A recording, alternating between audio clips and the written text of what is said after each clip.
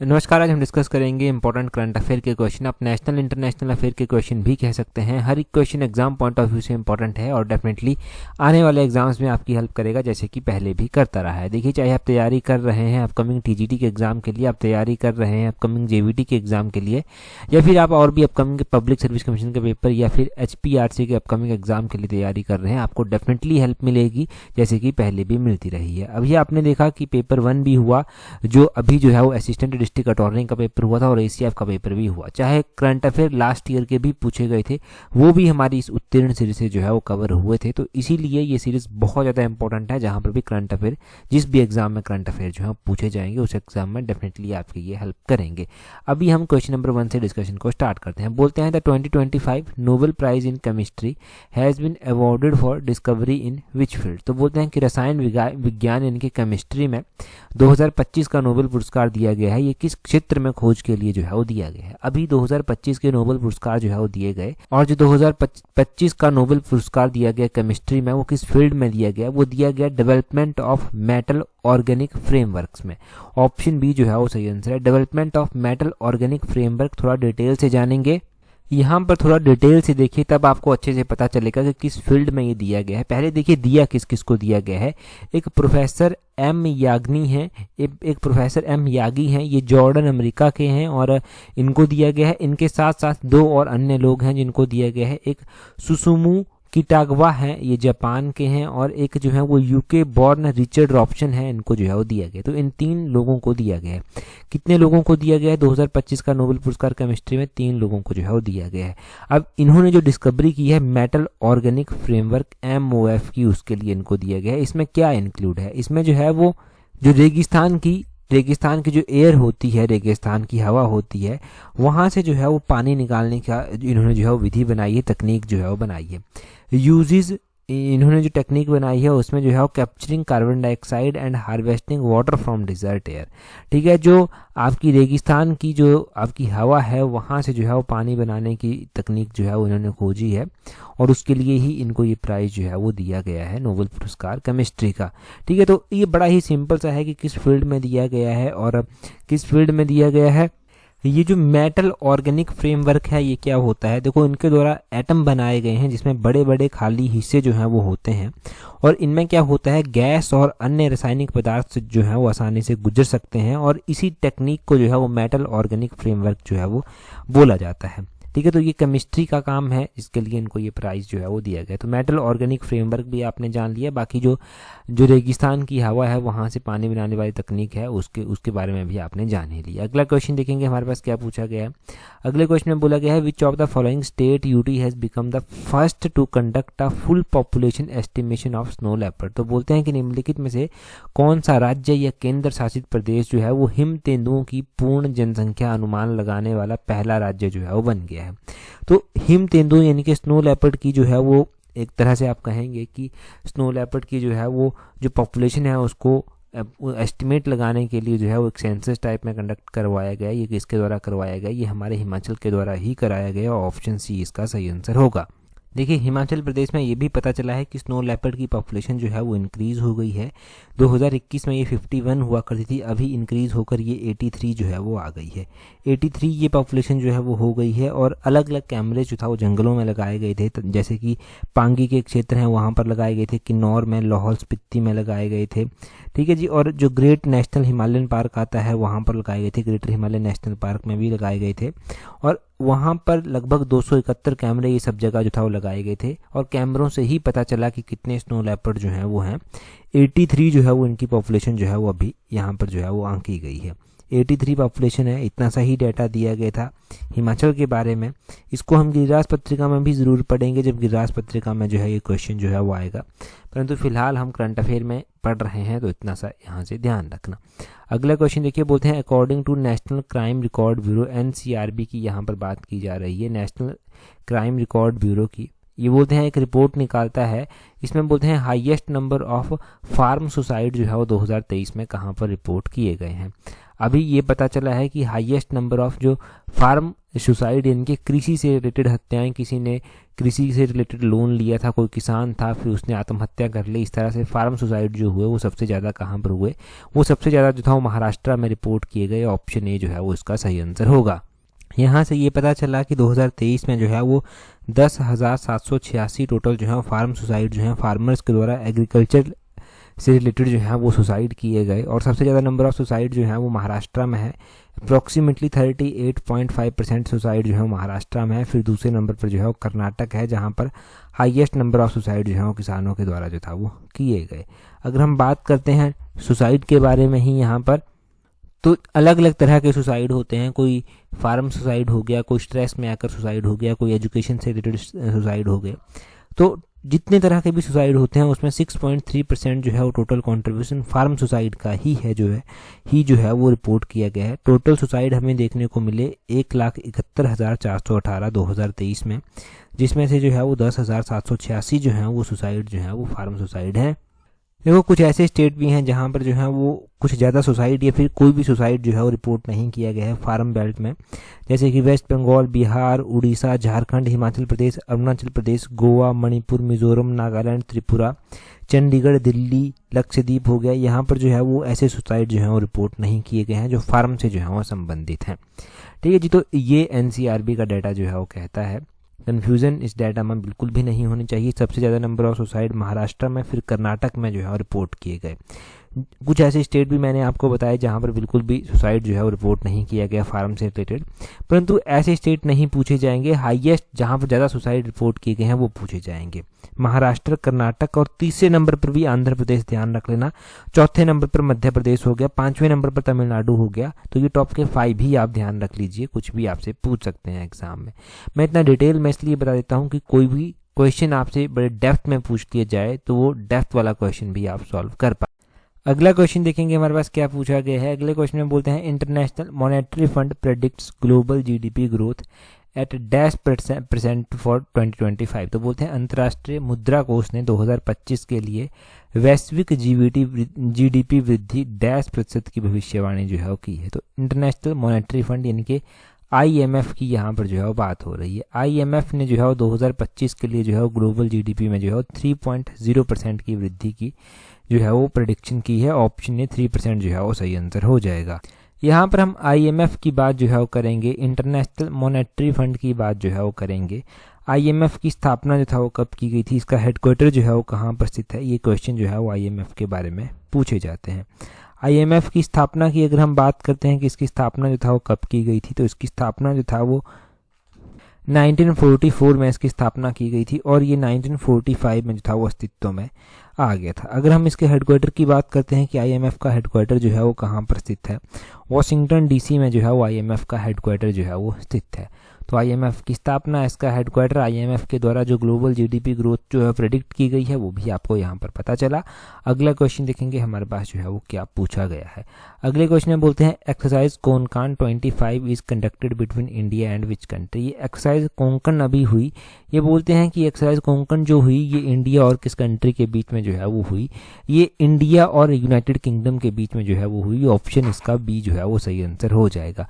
ऐसी ही अलग अलग एक्सरसाइजेज जो है वो अलग अलग कंट्रीज के बीच में होती हैं। इंडिया भी जो है वो बहुत सारी कंट्रीज के साथ जो है वो एक्सरसाइजेज करता है। ये जो एक्सरसाइज कोंकण हम पढ़ रहे थे, ये एक्सरसाइज जो है वो इंडिया और UK की नेवीज के बीच में जो है वो होती है। अब हम वैसी ही कंट्रीज की एक्सरसाइजेज देखेंगे जो इम्पोर्टेंट हैं और अलग अलग कंट्रीज के साथ इंडिया जो है वो करता है।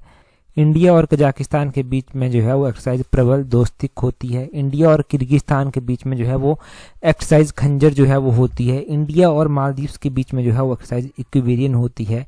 इंडिया और फ्रांस के बीच में एक्सरसाइज शक्ति होती है, और एक इंडिया और इंडोनेशिया के बीच में एक्सरसाइज होती है, उसको गरुड़ शक्ति के नाम से जो है वो जानते हैं। और इंडिया और श्रीलंका के बीच में मित्र शक्ति कर जो है वो एक्सरसाइज होती है। तो ये शक्ति, गरुड़ शक्ति और मित्र शक्ति, ये 3 अलग अलग एक्सरसाइजेज हैं और अलग अलग कंट्रीज के साथ जो है वो इंडिया इनको करता है। इंडिया और यूनाइटेड किंगडम के बीच में एक अजय वॉरियर कर कर भी एक्सरसाइज होती है, वो कोंकण वाली अलग से है, ये अजय वॉरियर वाली एक्सरसाइज अलग से है। इंडिया और बांग्लादेश के बीच में एक्सरसाइज संप्रीति जो है वो होती है। इंडिया और मंगोलिया के बीच में जो है वो एक्सरसाइज नोमैटिक एलिफेंट जो है वो होती है। इंडिया और नेपाल के बीच में जो है वो एक्सरसाइज सूर्य किरण जो है वो होती है। तो इन एक्सरसाइजेस के बारे में ध्यान रखना, ये अलग अलग कंट्रीज के साथ जो है वो इंडिया करता है। तो इतना सब हमारे पास इंपॉर्टेंट एक्सरसाइजेस के बारे में हो गया। अगला क्वेश्चन हम देखेंगे हमारे पास क्या पूछा गया है, परंतु अगला क्वेश्चन हम डिस्कस करें उससे पहले अगर आप तैयारी कर रहे हैं अपकमिंग HPRC के TGT एग्जाम के लिए, JBT एग्जाम के लिए, तो आप हमारी कॉम्प्रिहेंसिव टेस्ट सीरीज को जो है वो ज्वाइन कर सकते हैं। कॉम्प्रिहेंसिव टेस्ट सीरीज का लिंक नीचे डिस्क्रिप्शन बॉक्स, कमेंट बॉक्स में जो है वो दिया गया है, यहाँ से आप टेस्ट सीरीज को ज्वाइन कर सकते हैं। अगर आप सीरियसली तैयारी कर रहे हैं और चाहते हैं कि आपकी स्टडी को प्रॉपर शेप मिले, आपने देखा होगा कि पेपर 1 इससे पहले जो है वो PGT का हुआ था, उसमें बहुत सारे एस्पिरेंट्स पेपर 2 में अच्छा परफॉर्म कर पाए, परंतु पेपर 1 में जो है वो बहुत जगह जो है वो लैग कर पाए और उनका एग्जाम क्वालिफाई नहीं हो पाया। परंतु TGT में अगर आप चाहते हैं कि आपको जो है फाइनल सिलेक्शन मिले, आपका नाम जो है प्रॉपर मेरिट लिस्ट में आए, तो आप अपने सिली मिस्टेक्स को इम्प्रूव कर सकते हैं और टेस्ट सीरीज को ज्वाइन कर जो है वो एक अच्छा रैंक भी हासिल कर सकते हैं। डिपेंड आपके ऊपर करता है कि आप कितने सीरियसली जो है वो तैयारी कर रहे हैं। नीचे डिस्क्रिप्शन बॉक्स, कमेंट बॉक्स में टेस्ट सीरीज का लिंक जो है वो दिया गया है। अगला क्वेश्चन देखिए क्या अगले क्वेश्चन में बोलते हैं cyclone Shakti recently formed over the north east Arabian sea was named by which country. तो ये एक चक्रवात है, साइक्लोन है शक्ति कर ये चक्रवात जो है वो बोलते हैं अभी जो है वो नॉर्थ ईस्ट अरेबियन सी में जो है वो फॉर्म हुआ। इसका नाम जो है वो किस कंट्री के द्वारा जो है वो रखा गया है। ये जो साइक्लोन है शक्ति कर इसका नाम जो है वो श्रीलंका कंट्री के द्वारा जो है वो रखा गया है। ऑप्शन बी जो है वो सही आंसर है। अलग अलग साइक्लोन जब आते हैं तो उनका नाम जो है वो अलग अलग कंट्रीज के द्वारा जो है वो दिया जाता है। वैसे ही इससे पहले साइक्लोन एक फेंगल साइक्लोन आया था। इस साइक्लोन फेंगल को जो है वो किस कंट्री के द्वारा नाम दिया गया था, इसको सऊदी अरबिया के द्वारा जो था वो नाम दिया गया था। तो ये एक साइक्लोन अस्ना भी आया था। ये अस्ला साइक्लोन का नाम किसके द्वारा दिया गया था, अस्ना साइक्लोन का नाम जो था वो पाकिस्तान के द्वारा जो था वो दिया गया था। ये जो अस्ना साइक्लोन था इसने भी जो था वो इंडिया को हिट किया था और इसने इंडिया को जो है वो कहाँ पर जाकर हिट किया था, इस साइक्लोन अस्ना ने जो है वो इंडिया को जो है वो जो कच्छ कोस्ट आता है गुजरात वाला, वहाँ पर जो था वो इंडिया को हिट किया था। देखो जो साइक्लोन्स है ना, इनको भी अलग अलग नाम से जो है पूरे वर्ल्ड में जाना जाता है। जैसे कि ट्रॉपिकल साइक्लोन इंडियन ओशियन में बोलते हैं, टॉर्नेडोज जो है वो USA में बोलते हैं, टाइफून जो है वो चाइना सी में बोलते हैं, हरिकेन्स जो है वो कैरिबियन सी में बोलते हैं और विली जो है वो ऑस्ट्रेलिया में बोला जाता है। तो इस तरह से साइक्लोन्स को भी जो है वो अलग अलग नाम से जो है वो अलग अलग कंट्रीज में अलग अलग रीजन में जो है वो जाना जाता है। ट्रॉपिकल साइक्लोन इंडियन ओशियन में, टॉर्नेडोज USA में, टाइफून चाइना में, हरिकेन्स जो है वो कैरिबियन सी में और विली जो है वो ऑस्ट्रेलिया में जो है वो बोलते हैं। अगला क्वेश्चन देखेंगे हमारे पास क्या पूछा गया है। अगले क्वेश्चन में बोलते हैं where was 11th world green economy summit 2025 held. तो ये जो 11वें नंबर की 11th नंबर की वर्ल्ड ग्रीन इकोनॉमी समिट है, ये कहाँ पर जो है वो हुई, कहाँ पर इसका आयोजित किया गया। तो इसका आयोजन जो है वो दुबई में जो था वो किया गया था। ऑप्शन ए जो है वो इसका सही आंसर है। वैसे ही जो था वो world free zone organisation world FZO जो है वो भी ऑर्गेनाइज की गई थी। ये जो world free zone organisation congress एक हुई थी, ये कहाँ पर हुई थी, ये दुबई में जो था वो हुई थी और सितंबर महीने में हुई थी लास्ट ईयर 2024 में ये। और वैसे ही ध्यान रखना है आपने कि वर्ल्ड गवर्नमेंट समिट भी 2025 में हुई। ये जो वर्ल्ड गवर्नमेंट समिट थी ये 12th नंबर की वर्ल्ड गवर्नमेंट समिट थी और ये दुबई UAE में ही जो था वो हुई थी। ये फरवरी 2025 में जो था वो यहाँ पर हुई थी। फरवरी 2025 की समिट आपने ध्यान रखनी है जो दुबई में हुई थी। साथ में ही जो है वो आपने दूसरी ध्यान रखनी है जो world free zone organisation congress हुई थी, ये 10th नंबर की हुई थी और 11वें नंबर की जो है वो आपने वर्ल्ड ग्रीन इकोनॉमी समिट ध्यान रखनी है 2025 की, ये भी दुबई में हुई। ठीक, इसके बारे में भी क्लियर हो गया। अगला क्वेश्चन देखेंगे हमारे पास क्या पूछा गया है। अगले क्वेश्चन में बोलते हैं what is the primary objective of NASA's Cassini mission. तो बोलते हैं नासा के कैसिनी मिशन का प्राथमिक उद्देश्य जो है वो क्या है। नासा के द्वारा एक कैसिनी मिशन जो है वो लॉन्च किया गया है और ये कैसिनी मिशन जो है वो इसका उद्देश्य क्या है, इसका उद्देश्य है to explore the surface of Saturn and explore its moon. जिनके सैचुरन जो ग्रह है उसको एक्सप्लोर करना है और उसके जो मून्स हैं उनको जो है वो एक्सप्लोर करना है। ऑप्शन बी इसका जो है वो सही आंसर हो जाएगा। ये कैसिनी मिशन जो है वो नासा के द्वारा जो है वो ज्वाइंट मिशन एक चलाया गया है। नासा ने वैसे इसको यूरोपियन स्पेस एजेंसी और इटालियन स्पेस एजेंसी के साथ मिलकर जो है वो चलाया है। और इसका काम क्या है, सैचुरन जो ग्रह है उसको एक्सप्लोर करना, उसके मून्स को जो है वो एक्सप्लोर करना जो है वो इसका मुख्य जो है वो इसका उद्देश्य जो है वो रखा गया है। अभी नासा का कैसिनी मिशन एक बार फिर से चर्चा में आया, तब हम इसको पढ़ रहे हैं। और इस मिशन को जो है वो सबसे पहले जो था वो अक्टूबर 15, 1997 को जो था वो लॉन्च किया गया था। ठीक है, अक्टूबर 15, 1997 को इस मिशन को जो था वो लॉन्च किया गया था। हमारा इसरो जो है वो इंडियन स्पेस रिसर्च एजेंसी जो है ना, ये इसरो भी जो है वो अलग अलग टाइम पर मिशन जो है वो लॉन्च करता रहता है। जैसे इसरो के द्वारा जो है वो एक मिशन जो है वो लॉन्च किया गया था। इस मिशन का काम ये था कि इसने जो है वो स्पेस में जाकर जो है वो लोबिया जो होता है प्लांट, एक लोबिया के सीड्स को जो है वो जर्मिनेट करना था। तो उस मिशन को क्या नाम दिया गया था, उस मिशन को जो है वो इसरो ने क्रॉप्स नाम जो था वो दिया था। क्रॉप्स का भी पूरा नाम था compact research module for orbital plant studies जो है वो उसका पूरा नाम था। तो क्रॉप्स मिशन ये जनवरी 2025 के आसपास की बात है जब इसरो के द्वारा इसको लॉन्च जो था वो किया गया था। और इसरो के द्वारा जो है वो एक और मिशन जो था वो लॉन्च किया गया था, जिसमें इसरो ने जो है वो स्पेस में जाकर जो है वो सैटेलाइट की डॉकिंग जो था वो करवाई थी। तो इसरो का मिशन जो स्पेस में डॉकिंग भी करवाई गई, जिसमें अनडॉकिंग भी कराई गई, उसको स्पारडेक्स मिशन जो है वो नाम दिया गया था। यहाँ पर मैं लिख देता हूँ चाहे, उसको स्पारडेक्स कर जो था वो नाम दिया गया था। तो ये इसरो का मिशन एक और है जिसको जो है वो स्पेस पर भेजा गया था। और इतना सब काफ़ी है यहाँ से जानने के लिए। बेसिक क्वेश्चन यही है कि इसरो की स्थापना कब की गई थी, वो आप कमेंट कर बताएंगे। और इसका हेडक्वार्टर कहाँ पर है वो भी आप कमेंट कर जो है वो बताएंगे। नासा के बारे में थोड़ा सा मैं आपको बता देता हूँ कि नासा जो है वो इसका पूरा नाम एग्ज़ाम में पूछा जाता है, और इसकी स्थापना कब की गई थी वो भी हम थोड़ी सी बात जो है वो कर लेंगे। नासा का पूरा नाम है national aeronautics and space administration, ये जो है वो इसका पूरा नाम है। नासा की स्थापना की अगर हम बात करें कि नासा की स्थापना जो था वो कब की गई थी, तो 1958 में नासा की जो था वो स्थापना की गई थी। और नासा के हेडक्वार्टर की अगर हम बात करते हैं तो इसका हेडक्वार्टर जो है वो वाशिंगटन डीसी में जो है वो स्थित है। मैरी डब्ल्यू जैक्सन नासा का हेडक्वार्टर है वाशिंगटन डीसी में। तो नासा का इस तरह से हेडक्वार्टर भी पता चल गया।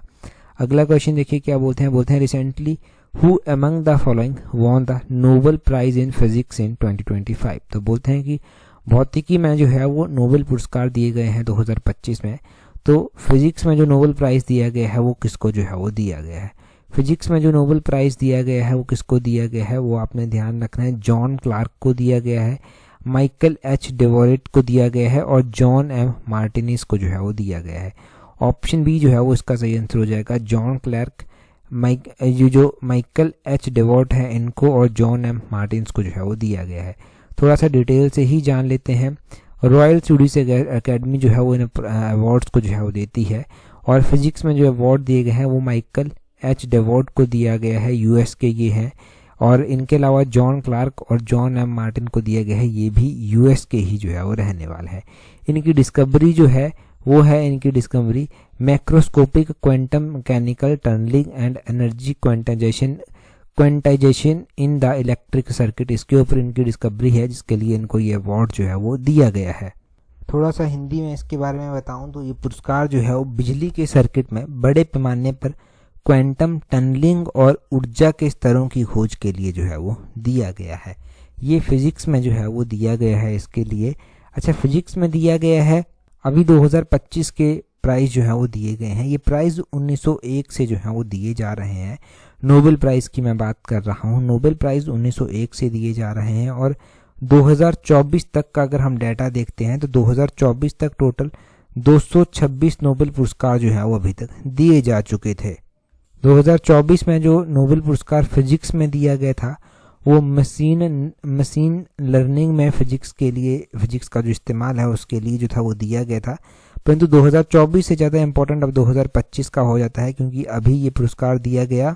जब भी ये नोबेल प्राइज़ दिया जाता है तो पुरस्कार के साथ जो है वो 11 मिलियन स्वीडिश क्राउन भी जो है वो दिए जाते हैं। मतलब डॉलर में अगर हम बात करें तो 1.2 मिलियन जो है वो अमाउंट जो है वो दिया जाता है। जो भी साइंटिस्ट होते हैं, जो भी प्रोफेसर होते हैं, जो भी रिसर्चर होते हैं, उनको ये प्राइज़ जो है वो दिया जाता है।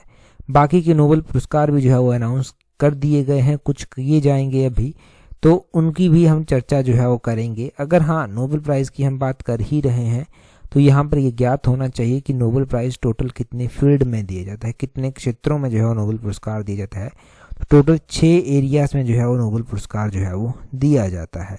अगला क्वेश्चन देखिए क्या बोलते हैं territorial army raising day every year observed on. तो बोलते हैं कि ये प्रादेशिक सेना स्थापना दिवस हर साल कब मनाया जाता है।